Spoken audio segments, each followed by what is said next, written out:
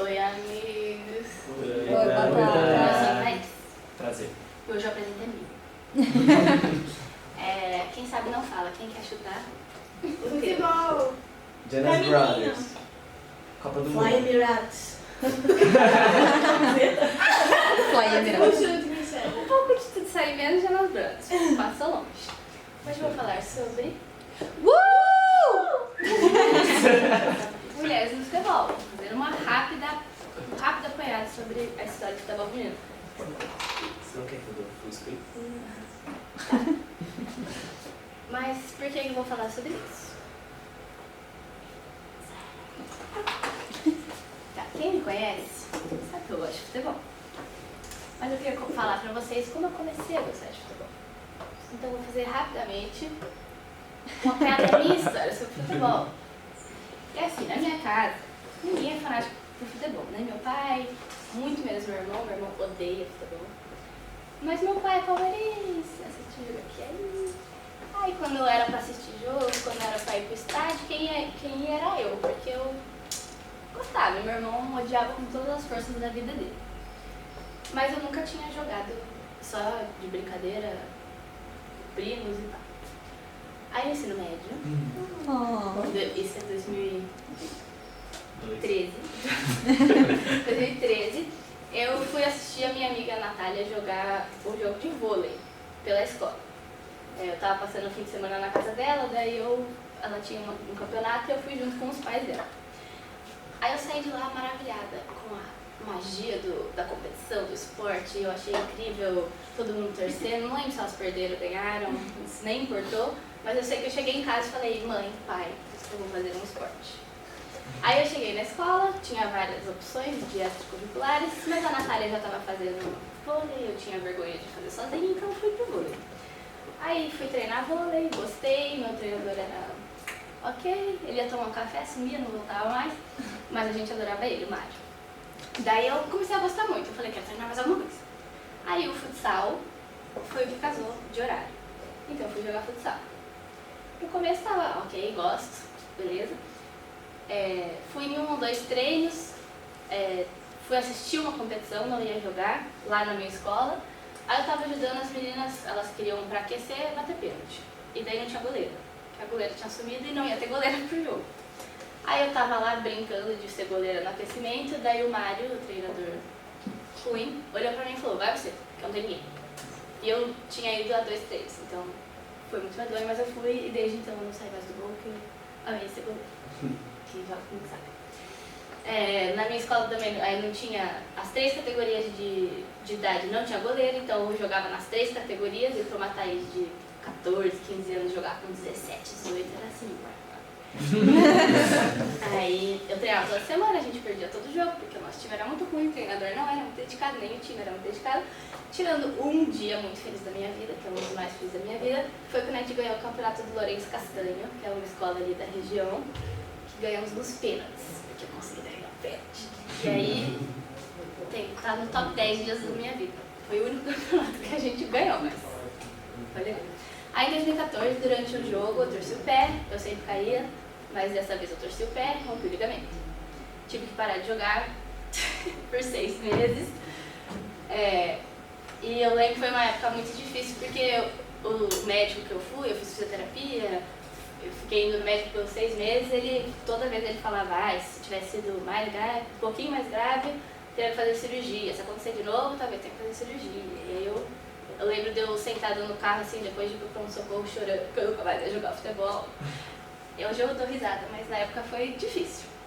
Aí eu parei de jogar, fiquei com medo de voltar mesmo quando eu podia voltar. E depois disso veio a época de vestibular, 3º ano, preocupações, aí eu sentei e não joguei. Até que ano passado, graças ao meu amigo Lana, que me incentivou a voltar a jogar, ele não tá na foto, mas ele tava aqui, esse dia ele voltou. Eu voltei a jogar, porque chegando na faculdade, falei, tem time de futsal, né? Mas eu tinha vergonha, tinha medo, então nunca fui nos treinos. Aí eu voltei a jogar com os amiguinhos. Esse dia, acho que foi a 2ª ou 3ª vez que a gente jogou, foi muito legal. Lembro de no primeiro dia eu saí muito, muito feliz. Eu tava tão animada antes de que eu caí na escada, antes de chegar na quadra. Enfim, Até depois eu arrastei a Nina pra ir comigo num treino de futsal, porque eu tava com muita vergonha, e ficou nós duas lá no cantinho, eu tô comigo.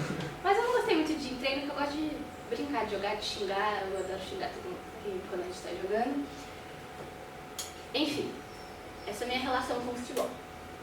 Aí eu vou contar um pouco pra vocês, rapidinho, porque não dá pra fazer uma coisa muito grande, da história do futebol feminino no mundo. Aí eu achei algumas curiosidades que eu tomei como primeiras vezes. Então, a primeira partida de que se tem notícia, segundo a FIFA, de futebol feminino, foi em 1885, em Londres. Um grupo de mulheres se juntaram e elas dividiram entre norte e sul. Então, uma representava o norte da cidade, o outro o sul da cidade, e elas jogaram. E essa é tida como a primeira partida de futebol feminino.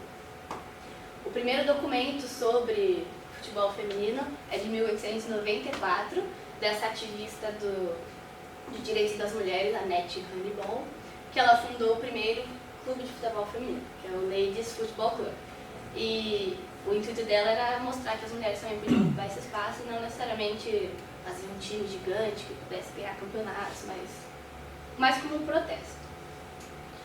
Aí veio a primeira proibição, que com a Primeira Guerra Mundial, os homens estavam lá nos campos de batalha se matando, as mulheres tinham que assumir os postos dos homens. Então elas foram para as fábricas, tinham que fazer o país funcionar sem os homens lá. E aí na Inglaterra era comum as fábricas terem os seus times de futebol. Então aí surgiu, como só tinha mulher agora na fábrica, surgiram os times de futebol feminino nas fábricas.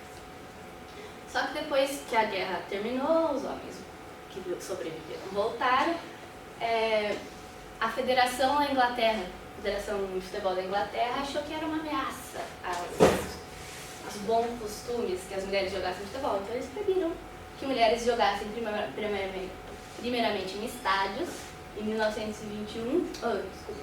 1921. Isso aqui é o rei do outro. E foi proibido que as mulheres jogassem. Até que em 1966 teve a primeira Copa do Mundo na Inglaterra, e a Inglaterra ganhou, foi o primeiro título dela, daí todo mundo começou a gostar de futebol, começou a atrair muitos olhares, aí as mulheres estavam assim, quer jogar, né? Dá licença. E aí em 69, a Federação da Inglaterra de Futebol falou, ok, então pode, e a gente vai criar o ramo feminino da federação. Ele foi criado.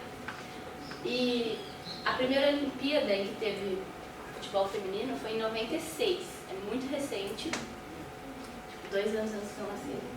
E o Brasil ficou em 4º lugar, que é uma ótima colocação. Isso no geral. Agora, focando no Brasil, tivemos também aqui uma foto que eu achei do Museu do Futebol em São Paulo.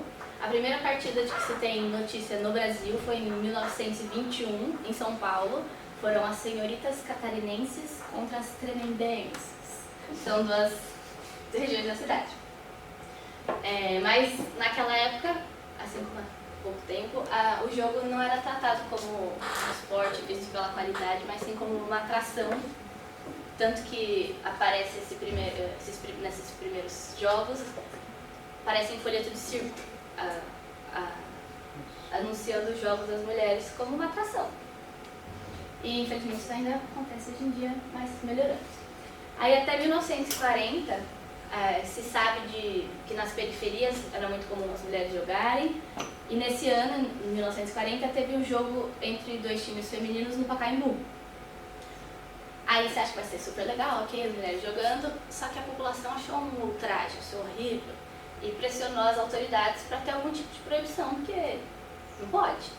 E aí em 1941 teve esse decreto-lei que dizia: as mulheres não se permitirá a prática de desportos incompatíveis com as condições de sua natureza, devendo para este feito o Conselho Nacional de Desportos baixar as necessárias instruções às entidades desportivas do país. Exatamente, ridículo. O futebol não estava explicitamente proibido, mas entra as práticas incompatíveis com a sua natureza, porque na época a opinião pública achava que a mulher era mais frágil, que os ossos eram mais frágeis, que ela tinha que se preservar para a maternidade. E aí teve essa proibição, até que Não, mas como a gente sabe, no Brasil, não só no Brasil, no mundo, proibir fazer lei não impede ninguém de fazer as coisas, né? Então, ao invés das pessoas não jogarem, das mulheres não jogarem, elas jogavam e muito, não nos estádios e tal, mas o resultado disso foi não ter documentos oficiais, não ter registros, não ter nada sobre a história do futebol feminino nessa época, o que dificultou muito o acesso das mulheres ao futebol até hoje. Essa proibição só teve fim em 1979, por pressão popular, mas ao mesmo tempo não era mais proibido, só que não tinha regulamentação, não tinha calendário de competição, não tinha estímulo dos clubes, então simbolicamente ainda estava proibido, porque você pode jogar, mas não tem onde você jogar. Essa regulamentação só veio em 1983, que aí elas podiam competir, tinham os calendários, podiam utilizar os estádios e ensinar nas escolas, que é uma coisa muito importante para o acesso das novas jogadoras. Em 1981, um pouquinho antes da regulamentação, foi criado o Radar Esporte Clube, que foi a primeira potência do futebol feminino no Brasil. É um time do Rio e nessa época salário era uma coisa impensável, porque ia acabar de regulamentar. Então elas jogavam por pura paixão e, sei lá, tinham custos danados, mas salário era uma coisa de outro mundo. Então era basicamente jogar porque elas gostavam de jogar. Em 88 foi formada a primeira seleção oficial feminina, porque a FIFA ia fazer um mundial experimental para ver se dava certo essa coisa de futebol feminino. Foi na China, tinha participação de 12 seleções e o Brasil formou a sua seleção e era basicamente uma mistura do Radar, o time que eu falei, e o do Juventus, que era um time grandinho em São Paulo. Juntou esses dois times, elas, de novo, não tinha incentivo nenhum, elas viajaram para a China com as sobras dos uniformes masculinos, porque não vão fazer um só para as mulheres, né? E aí elas foram e ficaram em terceiro lugar no primeiro torneio internacional, derrotou a China, que era a anfitriã, nos pênaltis. E aí a FIFA viu que foi um sucesso, que seria legal ter uma Copa feminina, porque foi muito público. E aí em 91 a FIFA fez a primeira Copa do Mundo de futebol feminino. E desde então o Brasil tem várias medalhas olímpicas, de Pan-Americano, mas ainda não tem nenhuma de Copa do Mundo. Apesar desses avanços, trouxe aqui um dado para mostrar para vocês que a disparidade ainda é muito grande, que a premiação da Copa Feminina para a seleção vencedora é 13 vezes menor que a masculina. Isso porque da Copa anterior para desse ano foi dobrado o prêmio da feminina. Mesmo assim, é 13 vezes menor. Então, tipo, tem muita coisa para fazer. Aí eu vou mostrar para vocês agora algumas personalidades que não são a Marta. Amo a Marta, a rainha, 6 vezes melhor do mundo, mas eu acho importante a gente ver que a Marta não é a única que joga futebol no Brasil. E que antes dela teve muita gente que permitiu que hoje ela pudesse ser do tamanho que ela é. Essa é a Azaleia de Campos Forneiro Medina, conhecida como Leia Campos, e ela foi a primeira árbitra de futebol oficial da FIFA no mundo. Ela passou por vários perrengues, aí ela conta que durante a ditadura ela foi parar várias vezes no DOPS, as pessoas lá conheciam ela, falavam, pô, de novo você aqui. Mas ela lutou pelo direito e em 71 teve um mundial amistoso feminino no México e ela conseguiu ser árbitra pela FIFA. Essa é a Marileia dos Santos, mais conhecida como Michael Jackson, e ela tem mais gols que o Pelé, só que ninguém conhece ela, nem eu conheci ela até eu sair para pesquisar. E o que ela conta é que foi difícil ela chegar nesse... Ela não tem reconhecimento por esse título de mais gols que o Pelé, porque não tem registro dos títulos, dos gols que ela fez, dos campeonatos que ela participou. Então ela mesma teve que correr atrás de provar para a FIFA que ela fez esses gols para ter algum título aí de tipo, fez mais gols. E mesmo assim, acho que ela ainda não tem. Ela começou no Radar, aquele time que eu comentei, e ela fez parte da primeira seleção de 1988. Essa é a Cisleide do Amor Lima, ou Cici, e ela foi a camisa 10 antes da Marta. Até 2000 ela era a camisa 10 da seleção. Ela foi artilheira na Copa de 99 O Brasil ficou em terceiro lugar nessa Copa, foi a primeira vez que o Brasil chegou tão longe. E a Cici tinha feito uma promessa que se o Brasil fosse bem nesse torneio, ela ia raspar o cabelo. E aí o Brasil foi bem e ela raspou. Só que na época o mundo odiou que ela fez isso porque ainda assim a beleza era uma coisa mais importante que a habilidade das jogadoras. Pra vocês terem uma ideia, no Campeonato Paulista de 2001 estava no regulamento a seguinte regra: enaltecer a beleza e a sensualidade das jogadoras para atrair o público masculino. E daí a Cici raspou o cabelo, daí meu Deus, cor, não sei o quê. Isso tirou ela totalmente dos holofotes, digamos assim, ela não tem reconhecimento nenhum. Hoje em dia ela é treinadora de uma equipe de base nos Estados Unidos. E nenhuma dessas, nem a Michael Jackson, nem a Cici, nem todas que jogaram com ela, ela também participou da primeira seleção, nenhuma delas teve reconhecimento, que nem eu falei, não teve jogo de despedida na seleção, até hoje ninguém sabe quem elas são. Triste. Aí falando mais atualmente, Mireille Maciel Mota, mais conhecida como Formiga, ou na França a Formidable, porque Formiga não é francês. A Formiga tem 41 anos e 7 Copas do Mundo. Essa atual Copa é a 7ª Copa dela, e aí ela bateu o recorde de uma jogadora chinesa, que eu não lembro o nome, como a pessoa que jogou mais Copas do Mundo entre homens e mulheres. Ninguém jogou tanta Copa do Mundo como ela. E ela tem inúmeros recordes. Ela, a brasileira que mais participou de Olimpíada, desde a primeira lá de 96, ela participou. Ela é a jogadora mais velha a fazer um gol em Copa e a que mais vestiu a camisa da seleção. Ela participou de 187 jogos pela seleção brasileira. E para quem acompanha futebol, que sabe, 41 anos já é teoricamente fim de carreira, mas brincam que a Formiga tem 41 anos com um corpinho de 20, então espero que ela ainda tenha muito a jogar. E ela não tem ainda um título de Copa, espero que esse seja.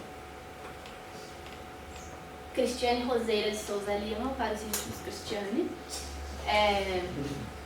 Ela é um pouco mais conhecida, e principalmente agora depois do primeiro jogo do Brasil, porque ela fez 3 gols sozinha. Fez 3 gols sozinha, não. Mas ela fez os 3 gols que levou o Brasil à vitória. E eu falei aqui hat-trick de superação porque até pouco tempo estava no limbo se ela ia jogar essa Copa ou não, porque ela tinha sofrido inúmeras lesões, estava passando por uma depressão muito forte, daí era muito provável que ela não jogasse. Daí ela voltou, jogou, fez 3 gols, só no primeiro jogo, e se superou. Ela já jogou pelo PSG e hoje ela joga pelo São Paulo. E eu esqueci de comentar que a Formiga joga pelo PSG atualmente.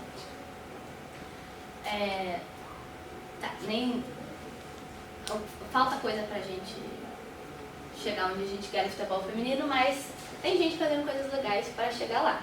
Eu vou mostrar algumas iniciativas rapidamente. Esse aqui é o Museu do Impedimento. É para ser um museu virtual, ele ainda está em construção.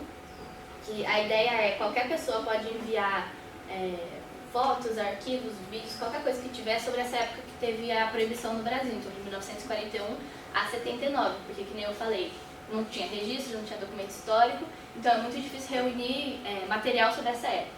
Então eles querem, até as próprias jogadoras já estão participando, e daí depois o Museu do Futebol em São Paulo vai fazer a curadoria para ser uma coisa concisa e bonita.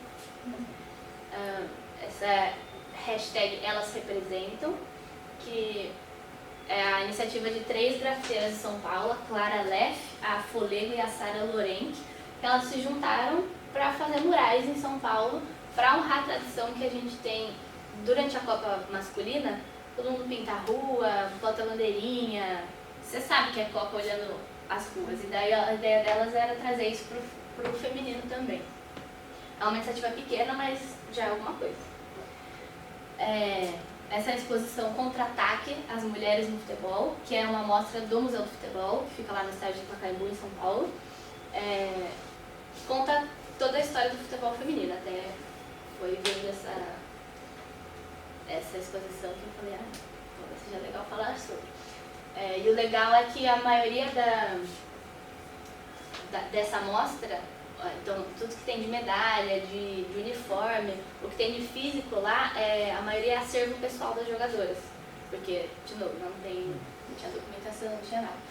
E o legal é que, além de uma pesquisadora, de uma jornalista esportiva, a curadoria foi feita pela ex-zagueira e capitã Aline Pellegrino, da seleção. E vai até dia 20 de outubro, quem quiser. Ah, não é permanente. Hã? Não é permanente. Não, até dia 20 de outubro. E é muito legal ver as reportagens sobre a abertura, que elas chamaram as jogadoras, as pioneiras do futebol no Brasil, deram flores, fizeram toda a homenagem que elas merecem e nunca têm. Há algumas marcas, como o Guaraná, não porque as marcas são boazinhas e querem dar espaço, mas porque elas viram uma oportunidade de crescer aí, porque cada vez mais o povo está se interessando por futebol feminino. Então o Guaraná já é patrocinador da CBF, ele está fazendo propaganda tem da Cristiane, da Andressa. A Nike fez uma camisa exclusiva para a seleção feminina. O Boticário fez uma propaganda também, mas eu não achei para E não sobre a Copa, mas mais geral sobre o futebol feminino. Essa é uma foto, acho que é da última Champions League feminina. Que, para quem não sabe, a Champions é um dos maiores torneios de futebol na Europa, a nível continental, e é um dos mais vistos, mais prestigiados. Aí tem vários times lá da Europa que fizeram, como o Lyon, esse é o Olympique Lyonnais, que é da França. O presidente da época falou, ele queria muito uma Champions, todo mundo quer uma Champions, mas ele viu que com o masculino ia ser muito difícil ganhar, porque os gigantes da Europa investem muito dinheiro, gira muito dinheiro lá. Aí ele falou, vou ganhar a Champions no feminino. Aí ele investiu muito no time feminino, aí o Lyon virou a potência de futebol feminino na Europa, já tem 5 Champions, e o legal é ver a disputa PSG e Lyon, porque são 2 times grandes na França, mas no masculino o Lyon é bom, mas nunca supera muito o PSG, porque o PSG é o PSG. Mas no feminino o PSG nunca chega perto, mas nunca ganha do Lyon. Aí rapidamente também, falar como é hoje, algumas curiosidades sobre como que é o futebol no Brasil hoje. Em 2013 teve a criação oficial do Campeonato Brasileiro, em 2017 surgiu a segunda divisão desse campeonato e a CBF passou a premiar os clubes que participavam do campeonato. E foi criada o Paulista Sub-17, que foi o primeiro torneio de base feminino do Brasil, que é muito importante para o acesso das novas atletas. Não tinha peneira, não tinha torneio de base, não tinha nada. Esse foi a primeira vez, 2017. Em 2018, eu não vi qual estadual, mas acho que é de São Paulo, foi transmitido na internet pela CBF TV e na TV fechada. E um ano depois, agora, o brasileiro e o estadual estão sendo transmitidos na TV aberta. Os times grandes do Brasil estão tendo agora categoria de base feminina. E principalmente a Copa do Mundo está sendo transmitida na TV aberta. A Band está transmitindo todos os jogos da Copa, que é uma coisa muito incrível, porque o alcance vai ser muito maior. Ou seja, para terminar, antes o futebol era visto como uma performance, como um coadjuvante do futebol feminino, do futebol masculino. Não era pela qualidade, mas pela beleza das jogadoras, do que elas poderiam trazer para atrair o público masculino. As proibições que tiveram no Brasil e no mundo geraram muitos atrasos, não só da questão técnica, então de não ter calendário de jogos, não ter documentação, mas cultural também, porque comprometeu o acesso de várias gerações ao futebol. Ainda tem muito avanço, mas ainda tem já teve muito avanço, mas ainda tem muita coisa a se fazer. Por exemplo, a CBF ainda é comandada completamente por homens. E no Museu da CBF no Rio não tem nada sobre o futebol feminino. Não tem um cantinho sobre o futebol feminino.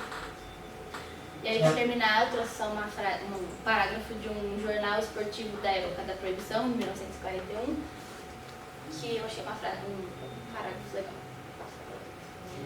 Verdade, jovens homens correriam mais e bateriam mais forte, mas além disso eu não posso acreditar que eles mostrariam qualquer outro conhecimento maior ou habilidade na execução. Eu não penso que o futebol feminino deva ser extinto por causa de importantes artigos escritos por velhos homens, sem simpatia, portanto, pelo futebol como jogo, quanto pelas aspirações de jovens mulheres. Se o futebol feminino morrer, será uma morte difícil. Obrigada.